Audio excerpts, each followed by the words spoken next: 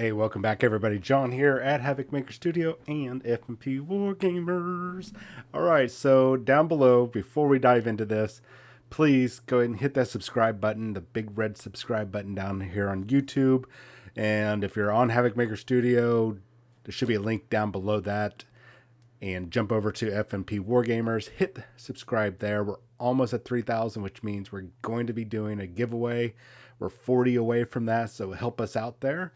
And we're going to be doing a giveaway here on the channel. We was going to do it last Friday, but when I went to get everybody's name compiled for the drawing, over half of the people have their names hidden. So I can't really do a fair drawing without people putting down their names. So reach out to me on Facebook, on YouTube, via email, whatever, and I'll get you added or unlock your name so I can see it come this Friday, and then we're just going to do the drawing, and if you miss out, we're going to do it again. All right, so we're going to talk about Horus Heresy. Now, a lot of you know where I stand on Horus Heresy. Now, I'm still adamant that Horus Heresy is not going to go full plastic. And yes, you're seeing some evidence on your screen to say otherwise. However, that's not the entire range, which is what people are saying, is that they're going to go full on plastic. I still am against it, guys. I'm not against them doing it. I'm against the idea that they are going to do it. It is financially, it's not financially supportive. It cost around $75,000 to $125,000 for the injection molds for the bigger sprues and stuff, which is what we would be needing to do this, right? And for all the vehicles, all the troops, all that stuff. I mean, it is excessively costly. And not just that, but the box art, that is more expensive than the plastic, by the way. More than the plastic. So, and I'm not going to get into that right now. I'm still adamant that they are not going to go full Horus Heresy range plastic. Now, one thing I did not take into account, or I did not even consider when I was speaking about that before, during some of the Warhammer reveals, was that I didn't take into account that they would do a new box set, very similar to Betrayal at Calth and Burning of Prospero. Two fabulous boxes that I have bought probably 3 or 4 of when they came out. So, I mean, I'm guilty as charged when it comes to buying my plastic crap. Those are great boxes. Now, the reason why I think I agree that this is not a fabrication, what we're seeing here in these images you're going to be going through with me, I don't think they are an actual fabrication or a clever troll or whatever, deep fakes. We are nearing the end of Horus Heresy. Nearing the end of the Horus Heresy in the novels and in the tabletop game through Forge World. This all started in 2012. The last book, well, from 2012 to 2017, they produced 7 books, main books, not all the little red books, but the hardback black covered books. They made 7 of those all the way up to 2017, and then kaput. We barely had any models coming out after 2017. I think that's when, unfortunately, Alan Blythe, the main go-to guy for Forge World, unfortunately passed away. God rest his soul. And production, understandably, ground to a halt. 2 years later, I guess it took them 2 years really to recover from that. 2019, we saw Book 8 Malevolence come out. So, all right, so now we're 8 books in 7 years. That's not too bad. That's not too bad at all. And tons and tons and tons of models. And everything's been a slow drip.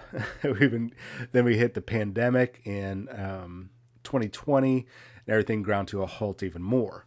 So I think that this is going to be a new box set. I don't think it's going to reinvigorate necessarily.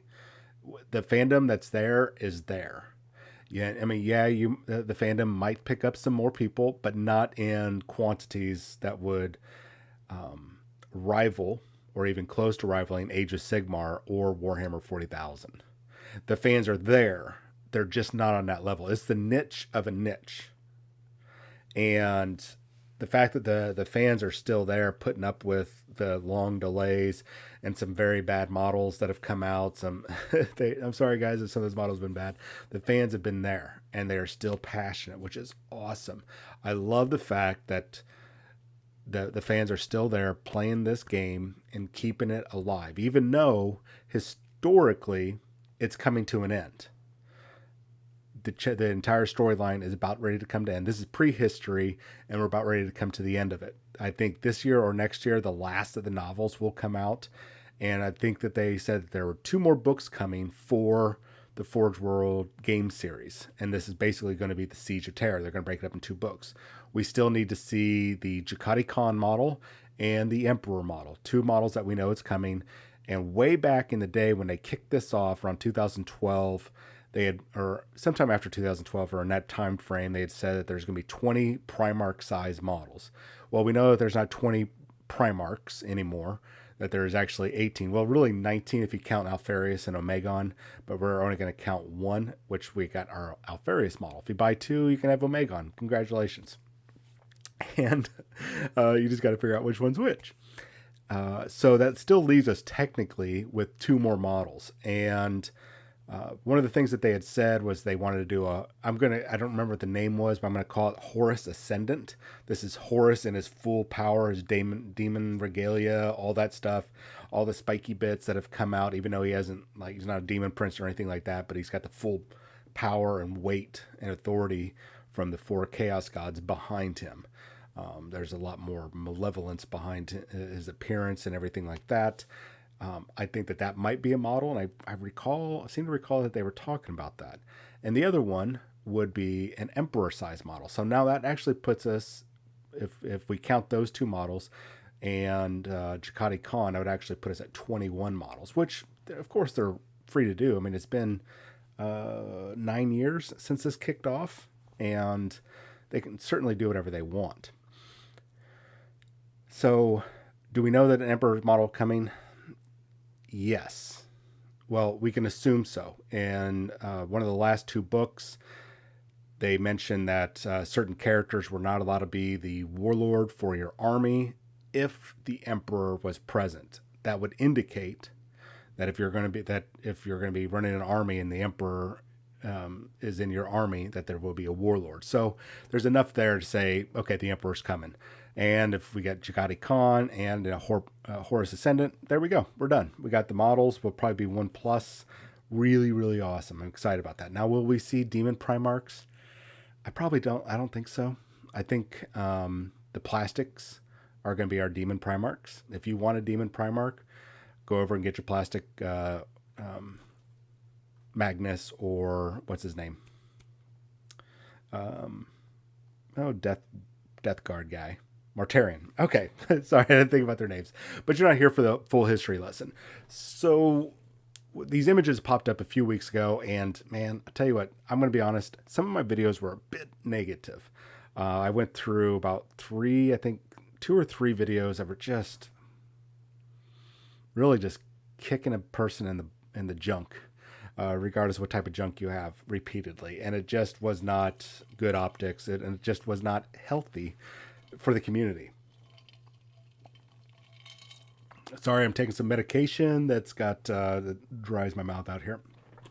So we're going to put a positive spin on this. So you guys love Horus Heresy, even though it's still using a 2nd edition old rule set, the 7th edition Warhammer 40,000, probably one of the most convoluted fight starting and friendship ending rule sets out there. It's really, I hate, this is gonna be my not positive spin. It's not a great rule system. There's too much conflict in the rules, but that's my opinion and opinion of quite a bit of people in the community. But there's also people in the community that enjoy it. And here's the great thing about Warhammer 40,000, or really any game. If there's an edition of rules that you enjoy, like 7th edition, play those rules. you got the models, even if you don't have those models, but you want to play the game with your 3D printed space warriors or space Vikings or space mummies, whatever they're the various Patreon companies or organizations or whatever out there are calling their not space marines, you go for it. You do it and you enjoy it because it's your hobby. You're going to really have fun doing it. And at the end of the day, that's the most important thing. Now, are you going to be able to go to an official event that doesn't use your rules? Probably not. If you want to play 5th edition tournament and you're going to go to a 9th edition Warhammer 40,000 tournament and expect them to use the 5th edition rules, sorry, they're probably going to keep up unless there's some sort of nostalgia tournament going on. So, but at the end of the day, enjoy your hobby, be proud of it, and all the work and dedication you put into it. Now, let's talk about these images. Now, these images have been floating around for quite a while, and we're going to very briefly talk about them. I don't need to talk too much, but it looks like, as of right now, it's going to be a Sons of Horus, which is the guys here in this kind of teal green in the foreground. In the background, you can see some yellow armor Cataphractii Terminators that look like it's going to be Imperial Fist. In fact, I'm very positive it's going to be Imperial Fist. I don't know if you can see on this Terminator. It's up front and center. The yellow armor, and there's a little bit, I forget what they call it, but I think it's a strike shield or something like that. It's really was designed for knights to protect them from lances, jousting and such like that. But you can see that there is a Maltese cross there, and that's really indicative of the Black Templar, which in the Siege of Terra, the big ones that really had a big presence in the Siege of Terra was the Black Templars, and believe it or not, the Excoriators. They were, and so was, oh goodness gracious, I can't think of the name of them. It'll come to me. Anyways, so that's why we're seeing right there, up front and center. Now let's take a look at some of the other models. This is a much bigger as far as you guys can see it. Like I said, I'm sure you guys could see it. It looks to be about 20 Sons of Horus, total foot or infantry. They got some big scary leader facing off against a big scary leader for the Imperial Fist. And those, even though the rest of the kits are all looking like new model kits, Mark 5-ish, or Mark 6 armor, maybe a little bit of Mark 7, but I think more between Mark 5 and Mark 6 power armor. Those characters right there are going to be the biggest draw because they're usually just really awesome, amazing models. Their character models are usually on point. And you guys can see there's some Cataphractii Terminators back there, and we're going to take a look at some of the other models a little closer. But this looks like it's going to be a box set. It's the terrain is laid out, the dice are laid out, and everything is set up in a manner that's very indicative of a box set if you've ever seen their box sets. So here's a kind of a closer example. It looks like it's going to be probably a Praetor in probably Artificer armor, and he's got, it looks like a Volkite charger or a Volkite pistol, probably going to have a Paragon blade or something like that, because I can see he's holding his sword up like, aha, I'm going to hit you with my sword and my cape. A variety of, looks like a wide variety of, Mark 5s. I think that's Mark 5 or that Mark 6 Beakies. That's cool. Cool. And it looks like, and I'm hoping so, that those bolters have those chain blades are integrated, and this is really going old school. That's why I think a lot of people like Horus Heresy. But if you've never put together some of Forge World's bolters that have the chain blade attachments, they're kind of a nightmare. They break very easily. They're very difficult to get on straight. So I'm hoping these are molded together and it's just a nice, easy snap fit and call it a day. I'm really hoping so. Because that is, I'm not going to get the box set if that's what it is. It's just not worth it. There's no value to it for me. But for all of you out there that are looking forward to it, you know the frustration, and I'm hoping for your sake that it is not something you have to glue, an attachment you have to glue on.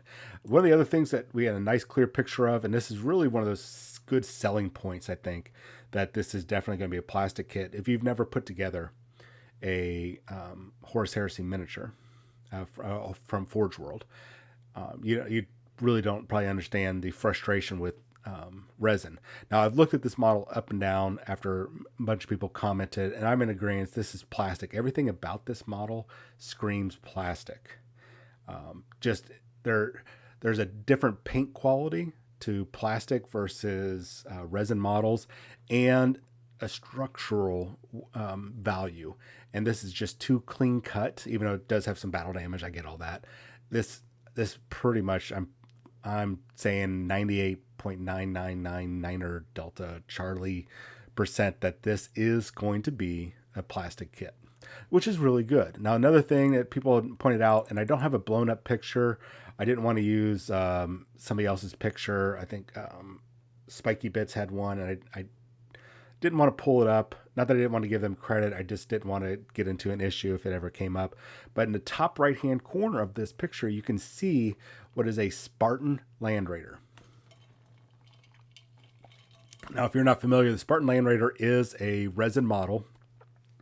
It is Forge World only. Well, Forge World created, but you might be able to get a third-party one from some dealer that lives in a place that rhymes with China, or rhymes with Russia Federation. I don't know.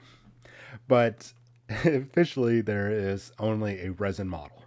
And it's actually one of the most impressive tanks. I think I would say it is, next to the Sakaran battle tank, is probably one of the, and the Fire Raptor are the most used vehicles, not counting dreadnoughts, from Forge World for present day Warhammer 40,000. Now, a lot of Space Marine vehicles have been on their way out since 9th edition, really since 8th edition, but once the Primaris rolled out, and Primaris Marines can't fit into anything that is not a grav vehicle, which is absolutely ridiculous. We're not going to get into the BS behind that, but that there's been a downtick in sales.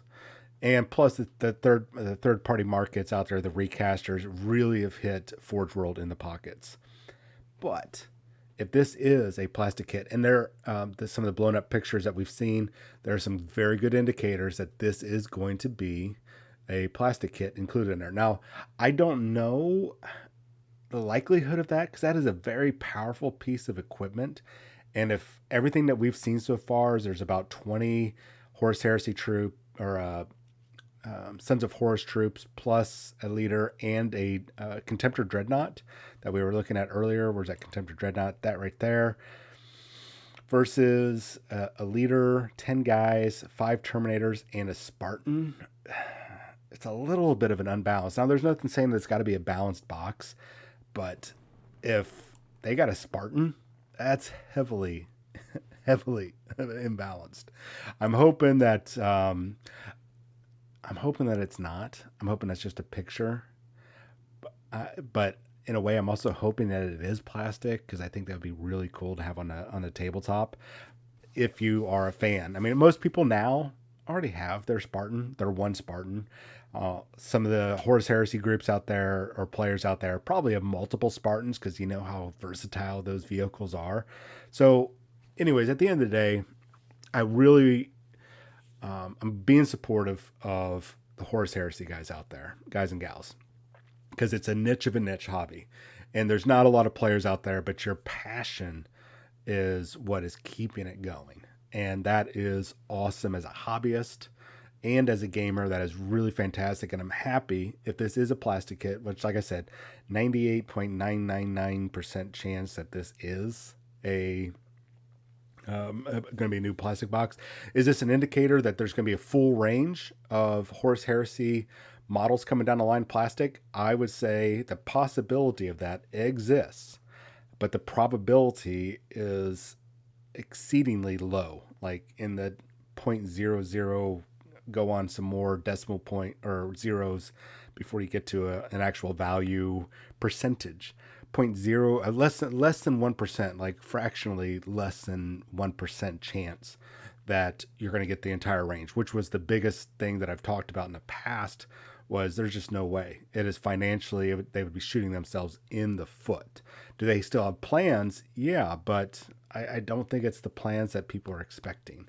I think it would be a financial shoot themselves in the foot to do so. But you know what?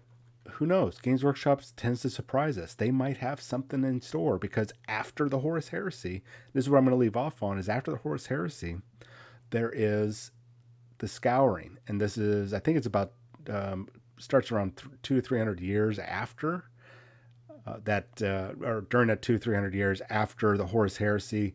That's when the Loyalist legions are chasing down all of the traitors, trying and basically chase them off into the Eye of Terror.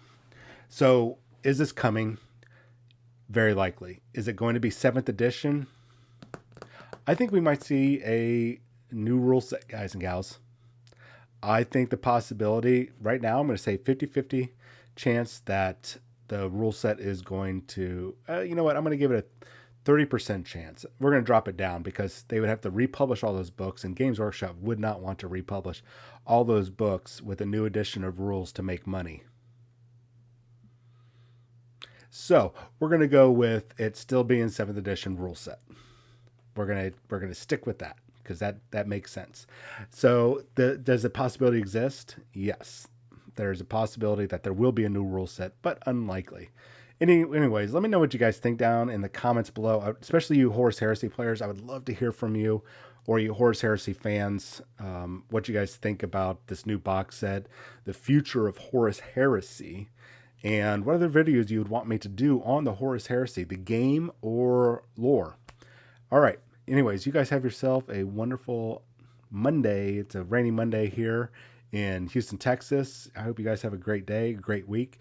And I'll probably follow up Thursday with some new videos. We got some amazing Atomic Mass games stuff coming for Marvel Crisis Protocol.